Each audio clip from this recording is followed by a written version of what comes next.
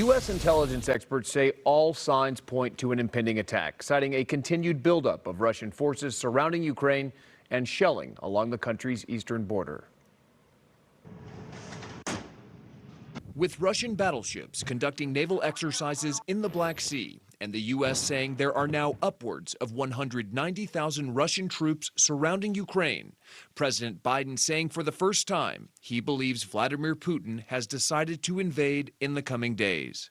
As of this moment, I'm convinced he's made the decision. We have reason to believe that. The president basing his conviction on U.S. intelligence reports, saying all signs point to an attack on the capital city. We believe that they will target Ukraine's capital, Kyiv, a city of 2.8 million innocent people.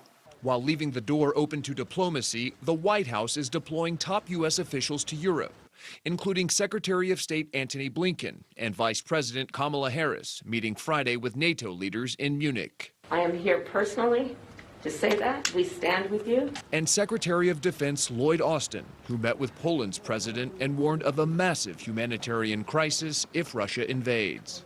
If Russia further invades Ukraine, Poland could see tens of thousands of displaced Ukrainians and others flowing across its border trying to save themselves and their families from the scourge of war. For weeks, the U.S. and its allies have been warning about fake attacks or false flags in parts of Russian-controlled eastern Ukraine that Putin could use to justify an invasion. Air raid sirens sounding off in Russian-backed separatist strongholds, with leaders there calling on civilians to flee to Russia, saying Ukraine is about to attack. Ukraine accuses the Russian-backed fighters of trying to provoke them into fighting, saying they are responsible for shelling this Ukrainian kindergarten Thursday in the country's east. Stoking fears of future Russian provocations, Putin claiming that the conflict in eastern Ukraine is escalating, a claim Ukraine and its allies flatly reject. Putin has positioned what is now the largest assembly of Russian troops since World War II. All indications are that he's poised for attack.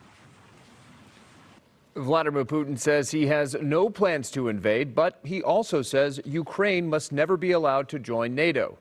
Russia plans to stage massive nuclear drills tomorrow by test launching nuclear-capable ballistic missiles. The Russian Defense Ministry says Putin will personally oversee those missile exercises. Micah, back to you. John.